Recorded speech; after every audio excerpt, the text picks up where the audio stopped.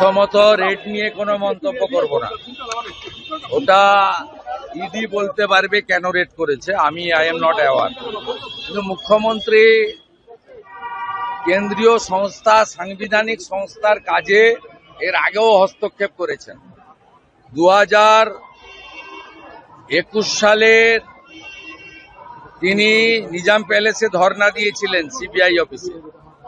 ফিরহাদ হাকিম, শোভন চট্টোপাধ্যায়, মদন মিত্র, সুব্রত মুখার্জিদের গ্রেপ্তারের বিরুদ্ধে। এবং মুখ্যমন্ত্রী এর আগে রাজীব কুমারের বাড়িতে যখন সারদা মামলা নিয়ে রেড হয় সিবিআইয়ের, সেদিনও তিনি সিপিকে নিয়ে ধর্ণা দিয়েছিলেন কলকাতাতে, ধর্মতলাতে।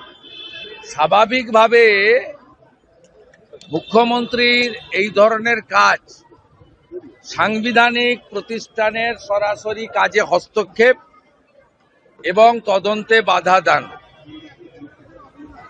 এটা একজন মুখ্যমন্ত্রী, তিনি শুধু রাজনৈতিক নেতা নেত্রী নন, প্রশাসনিক কর্তৃ।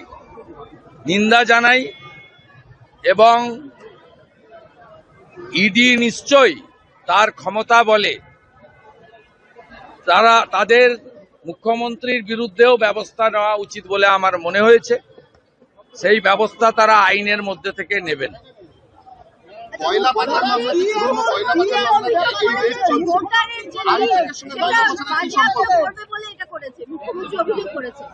আইপ্যাক ভোটার লিস্ট থাকবে কেন? আইপ্যাকের কাছে আপনি তো ভোটার লিস্ট আছে বলছেন, বাজেয়াপ্ত করতে গেলে আইপ্যাকের কাছে ভোটার লিস্ট থাকবে কেন?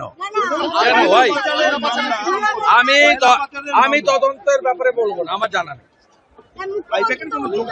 আমি বলবো না। আমি ইনভেস্টিগেশন এবং ইডির পার্টে ঢুকবো না, সরি।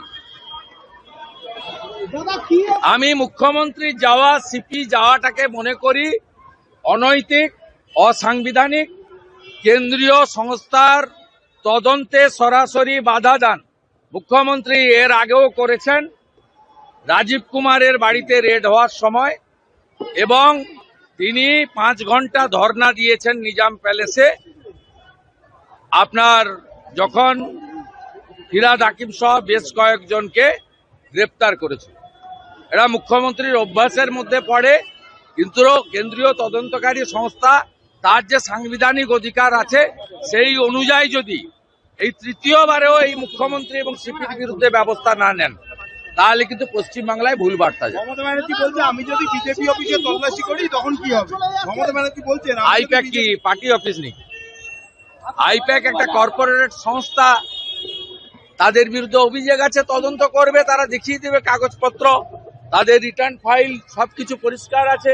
পরিষ্কার থাকলে তো সবার অফিস বাড়ি তল্লাশির পরে তো গ্রেপ্তার হয়, এমন তো নয়। ফেস করবে। মুখ্যমন্ত্রী তো আমার বাড়িতে সিআইডি পাঠিয়েছিলেন, আমার প্রবীণ বাবা মাকে হেনস্থা করেছেন সিআইডি পাঠিয়ে 3 বার। আমি তো সিআইডির কাছ থেকে ফিতাও নিয়ে মাপতে গেছিলেন, ফিতা কাটিয়ে নিইনি। আমার নন্দীগ্রামের এমএলএ অফিসে আসামি খুঁজার নামে সার্চ ওয়ারেন্ট ছাড়া তছনছ করেছে অফিস। মুখ্যমন্ত্রীর মুখে এগুলো মানায় না। আর মুখ্যমন্ত্রীকে আমি চ্যালেঞ্জ করলাম, বিজেপি কেন যে কোনো লোকের বাড়িতে আপনি পাঠিয়ে দেখুন,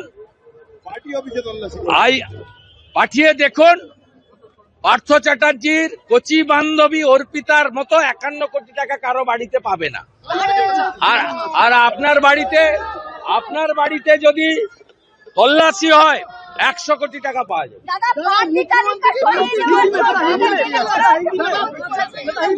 আমি আপনাকে আবারও বলি, IPAC not at all a political organisation.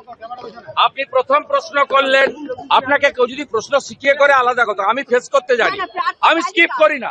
প্রথমে বললেন ভোটার লিস্ট আইপ্যাকে থাকবে কেন? এখন বলছেন প্রার্থী তালিকা আইপ্যাকে থাকবে কেন?